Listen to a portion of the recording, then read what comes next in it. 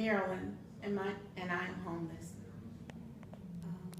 I came to this place of homelessness due to my mom. I was taking care of her for 3.5 years, and I gave up my apartment to move in with my mother because she said, you know, I would save more money if I move in with her.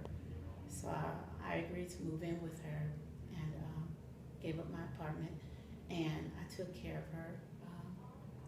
She had a stroke in 2010 that paralyzed her left side partially, and it was a journey because, you know, me and her, she never had a stroke before, and I had never taken care of a person as far as, you know, stroke wise. But, well, I did. I took care of my grandmother till she passed away. But it was different because my grandmother, her son put her in a nursing home. But getting back to my homelessness, my mom passed away June 25th, 2014, and I was assigned her executor to take care of her business. And my main objective with my mom's memorial service, I wanted everything to go well. So I got to inform the family of our mom passing away, and I went to mortuary to find out how much it cost to cremate her. And my sisters, they wanted to get a package from the mortuary so we can have flowers and a picture of her and a stand to put the picture on and everything. But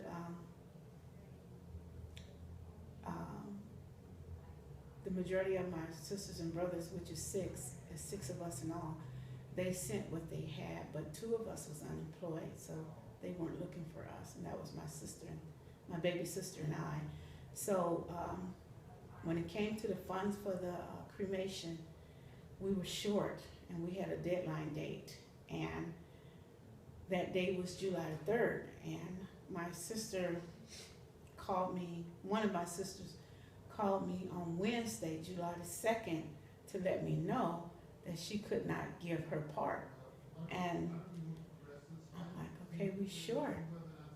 And we had to have money in on July the 3rd in order for her to be cremated, to have a memorial service on July the 12th, the following Saturday. So I had to go to draw my money out of my bank account, and I had to go to my church, which contributed some too, and then I went to my stepfather, and we got enough money to pay for the service and the supplies, and then I had to do the program for the memorial service. But I just did a rough draft, and I told them, you all can take it from here, because by me gathering the money and getting that up, that was intense because it was the first time dealing with this, and everybody know that we have to die one day, but you never look forward to that day of actually coming to be. And then you have to stay calm and collected to take care of business and everything. So before my mom passed away, I had talked to her like the Sunday before she passed away, on that Wednesday, June 25th. And I came home from church, and I always wake her up and say, Mom, I'm here, Mother, from church. You ready? You know, what you want to eat? And she would, you know, let me know what she wanted to eat, and I'll fix it for her. But this particular Sunday, I came home and I said, hi, Mother, I'm home from church. And she said, she looked at me, she just barely opened her eyes. And she said, hi, Meryl. That's what she called me. And I said, how you feeling? She said, I'm tired. She said, I'm real tired. And I told her, I said, well, Mother, when God calls your name, just go with him, and it's okay. She said, okay. So that was Sunday, and she slept the remaining part of Sunday. She slept all day Monday. She slept all day Tuesday. And Wednesday, when I came home from exercising, that morning I got home about 12:30, and I went to use the bathroom, and I came out the bathroom, and my oldest son that was with her while I was exercising, he said, "Mama, I think Mama's gone," because he called both of us mamas. And I said, "How do you know?" He said, "Her stomach not moving." And I said, "Okay." I said, "Well, check her chest. Put your ear to her chest, see, could you hear her heartbeat?" And he did so, and he was like, he just broke out crying. And he said, "Mama, she's gone." And he said, "Put your head to her chest." And I put my head to her chest, and I'm like, wow, I said, she is. And it was, we both hugged each other and cried and everything. But we already knew that once Mother passed away, we had to till the 9th of July to stay in my mom's apartment. So after the 9th, we both knew that we were going to be homeless. But it's just the realism of being homeless. I mean, I tried to cover up the hurt, and I tried to just keep it inside, because it's like, this is a whole new world to me. I had to tell myself, you don't have a bed to lay your head on no more. So I told my oldest son, he said, "Mama, try to get in somebody's shelter." He said, "Because to see you living on the street," he said, "that will kill me." He said, "So just find a shelter." And I had went to the county building, got a voucher for a hotel room, because I told myself I needed time for just me. And it was quiet, but being at the hotel, you have to get out, be out at 9 o'clock in the morning. You have to get out and be back in at a certain time before 10 o'clock at night. And that was my beginning of realizing, hey, you can't be yourself anymore. Just whole self, where you have your freedom to come and go as you please. And when I went to the first shelter, I had to tell myself, okay, Marilyn, you're surrounded by people you don't know, and it's okay. They're suffering just like you are. It's just that, continue to be happy, continue to feel confident in yourself.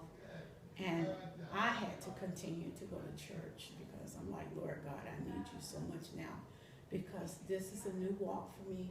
And just not being able to have your freedom that you've grown accustomed to over the years, it's like, okay, you take one day at a time. But I had to use my last for Mother's cremation, because my thing with my mom is that, and I know I have 5 other sisters and brothers, but I was taking care of her. And my thing with her, I told her that her homecoming service was going to be the best. And no arguing from our sister. My oldest sister, she loves to argue. And I said, we're not going to have no arguing. We're not going to be saying, well, I need to do this, and I got to do this. And, I said, no. I said, Mother, we're going to have a nice homecoming. And she told me that she liked the way I sung this song, Precious Lord, at her brother's memorial service. And she said, well, I want you to sing that for me at my memorial service. I said, Mother, you're going to be gone. You won't be able to hear it. So I could sing what I want to sing. And she said, no, you sing that one. I said, no, Mother, I want to sing this one song. And she said, no, I want you, it's my memorial service, and I want you to sing Precious Lord. I said, well, how will you know if I don't?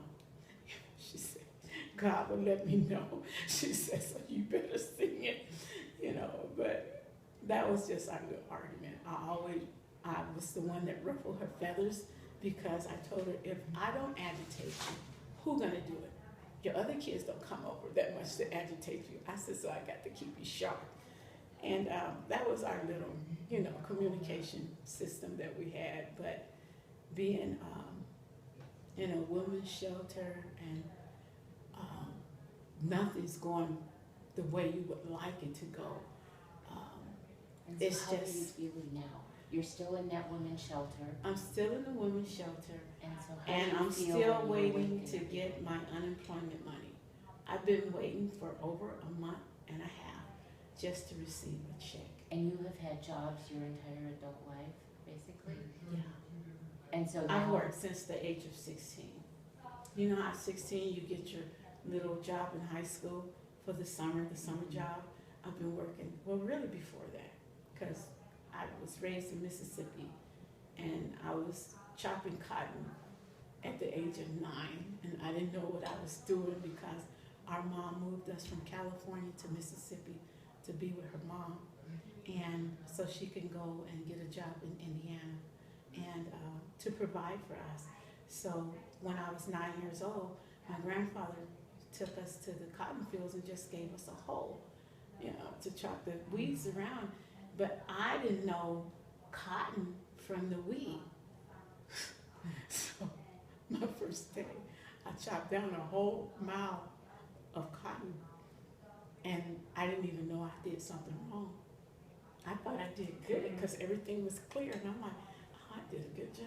And then the owner of the plantation, he came and he asked my grandfather, they called him Bud. He said, Bud, who chopped down a whole row of my cotton? And I'm like, thinking to myself, oops, I did it. I'm in trouble. And I'm like, he said, don't bring her back here no more until she know the difference between cotton and weed, because that's a whole lot of money she just destroyed. But I've been working since the age of 9. And I worked at, when I moved out here in 95, I worked at a company that made copiers. Mhm. And I stayed there 6.5 years till they closed the plant down. And they moved the company to, I think it was Mexico. And then after that, I worked for this retail sales as a service repair technician. And I stayed there 5.5 years. And they had their reason of downgrading people and trying to get more young people than older people. So then I worked at the airport, one of the #1 airports in LA. I mean in Southern California. But you know, I've always worked. I've always had good people skills. I've always, when I do my job, I was always taught when you do anything, you give it your best, you give it your all. So that was my mentality for every job I've ever had.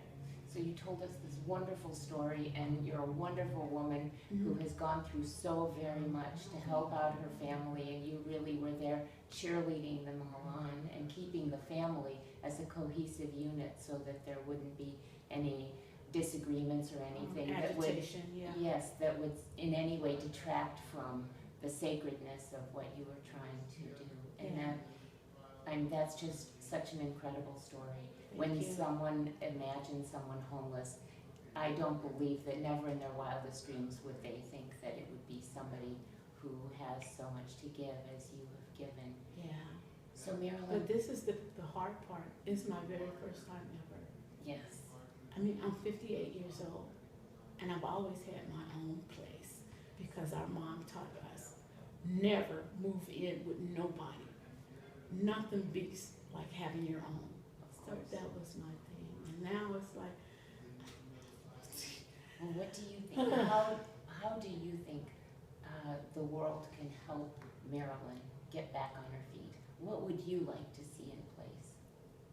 I would like to see agencies, social services that reach out to us, well, homeless people, and said, what kind of job training do you need? You know, That's a beautiful what solution. what can we do to help get you back into the world that you are used to?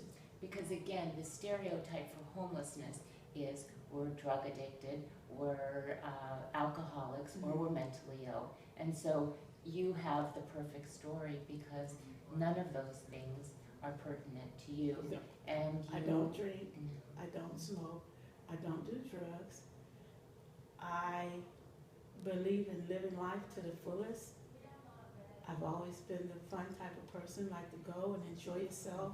And anybody that want to cry or just, you know, be cranky and everything, whatever, I tell them, look, we only have one life to live on this earth. Enjoy it to the fullest. Yes, we have problems. Yes, we run into situations, but try to enjoy the moment, you know, because we only one life on earth.